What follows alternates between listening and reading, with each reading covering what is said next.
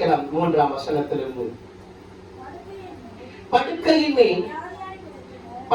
மேல் வியாதியாய் கிடக்கிற அவனை கர்த்தர் தாங்குவார். அவன் வியாதியிலே அவன் படுக்கை முழுவதையும் மாற்றி போடுவார். உன்னை தாங்குகிற தேவன். இன்னைக்கு வியாதியோடு இருக்கிறியா, பலவீனத்தோடு இருக்கிறியா, உன்னை கர்த்தர் தாங்குவார். சொல்லுங்க, உன்னை கர்த்தர் தாங்குவார். என்ன போராட்டத்தில் இருந்தாலும் பிரச்சனையில் இருந்தாலும் பயப்படாத, கர்த்தர் உன்னை தாங்குவார். படுக்கையில வியாதியா கிடக்கிற அவனை கர்த்தர் தாங்குவார். வாசிக்கலாம். அவனுடைய வியாதியிலே அவன் படுக்கை முழுவதையும் மாற்றி போடுகிற தேவன். உன் வாழ்க்கையில என்னென்ன பிரச்சனைகள் போராட்டங்கள் இருக்கிறதோ அதையெல்லாம் கர்த்தர் மாற்றி போடுவார். அதை மாற்றுவார். உன் போராட்டம் மாறும், உன் பிரச்சனை மாறும், உன் பாடுகள் மாறும். சத்துருவின் இஷ்டத்திற்கு உன்னை கர்த்தர் என்ன பண்ண மாட்டாரு, ஒப்பு கொடுக்க மாட்டாரு. அதற்காகத்தான் இயேசு தன்னையே சிலுவையில ஒப்பு கொடுத்திருக்கிறாரு.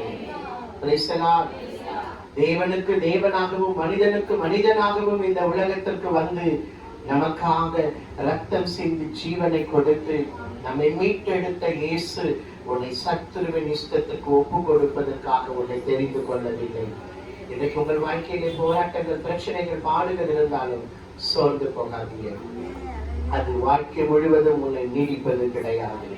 அதிலே உன் வாழ்க்கை முழுவதையும் நீ கழிக்க போவது கிடையாது. உன் பிரச்சனைகள் மாறும், உன் போராட்டங்கள் மாறும், உன் பாடுகள் மாறும். கர்த்தர் உன்னை விடுதலையாக்க வல்லவராக இருக்கிறார். வாசிக்கலாம் 5.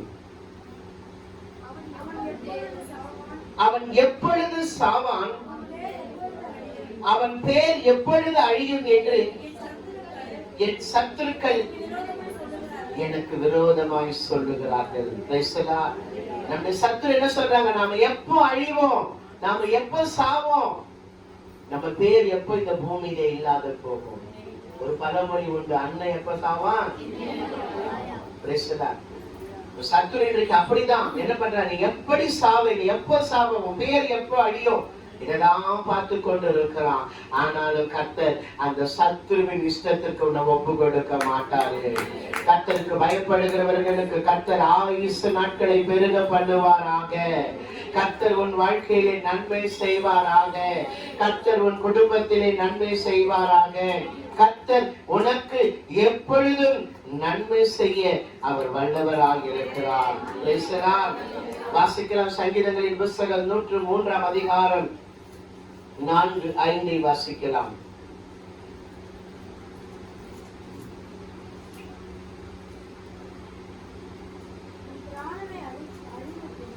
உன் பிராணனை அழிவுக்கு விலக்கி மீட்டு உன்னை கிருபையினாலும் இரக்கத்தினாலும் முடிசூட்டி. உன் பிராணனை, உன் உயிரை அழிவுக்கு விலக்கி மீட்டுக் கொள்ளுகிறவர்.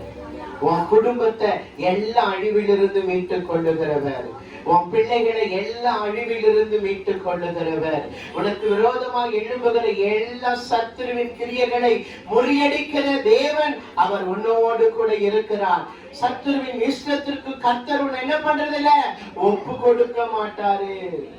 இன்னைக்கு நீங்க நினைக்கலாம், என் பிரச்சனை இப்படிதான் இருக்குமா, என் வாழ்க்கையில என் பிரச்சனையோடு தான் நான் சாவணுமா, என் பிரச்சனை மாறாதா, என் வாழ்க்கையில் இருக்கிற போராட்டம் மாறாதா, இந்த போராட்டத்தோடு தான் என் வாழ்க்கையிலே நான் வாழ வேண்டுமா, என் வியாதி மாறாதா, என் பலவீனம் மாறாதா, என் கடன் பிரச்சனை, பண பிரச்சனை மாறாதா, இந்த பிரச்சனைகளோடு தான் நான் கடைசி வரைக்கும் வாழ வேண்டுமா என்று நீங்கள் நினைக்கலாம்.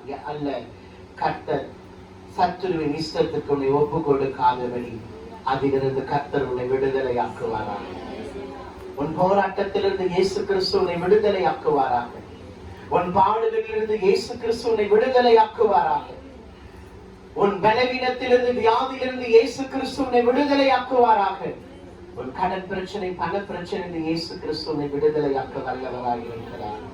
இங்கே வேதம் சொல்லுகிறது, உன் பிராணனை அழிவுக்கு விலக்கி மீட்டு உன்னை கிருபையினாலும் இரக்கங்களினாலும் முடிசூட்டுகிறவர். அந்த கிருபை உன் மேல இருக்கிறதுனால தான் எத்தனையோ போராட்டங்கள் பிரச்சனைகள் வந்தாலும் அதை நம்ம தாண்டி தாண்டி தாண்டி வந்து கொண்டிருக்கிறோம். எத்தனை வியாதி பலவீனங்கள் நமக்கு ஏற்பட்டாலும், ஐயோ இந்த வியாதியில எல்லாரும் நம்மளை பார்த்தாங்க அவ்வளவுதான் இறந்து போயிடுவாங்க அப்படின்னு எத்தனை வியாதி பலவீனம் வந்தாலும் அதிலிருந்து உனக்கு சுகத்தை கொடுத்து அதிலிருந்து நீ மேற்கொள்ள உனக்கு கர்த்தர் உதவி செய்ய வல்லவராக இருக்கிறார். அந்த கிருபை அவருடைய இரக்கத்தினால உன்னை முடிசூட்டி இருக்கிறார்.